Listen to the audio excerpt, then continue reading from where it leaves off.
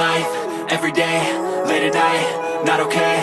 All I want, and I pray, all I need are some better days. Fuck me, I'm looking in the mirror, so foggy, but I've never seen clearer. I don't really think anyone can save me, and honestly I'm not really sure I want saving. I like to be my own worst enemy. There's no risk if you don't try at anything, so I'ma just keep buying everything. See you in the next life, have to be a better me. I don't think that my head's on straight, gotta flip it and grip it and go and get an x-ray.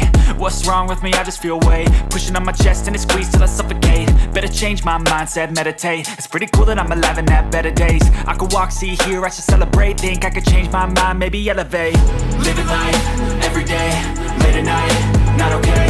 All I want, and I pray, all I need are some better days. Yeah, all I need are some better days. Cause all I want, and I pray, I believe in the better days. I'm kinda stuck between a rock and a hard place. Do I work hard or live at my pace? You're only young once, yeah that's all great, but I also want a future where I'm okay. Living life is doing lots of cocaine. Wait no, it's living with no shame. Wait no, it's sleeping in on Sundays. I guess it's different for each of us and that's okay.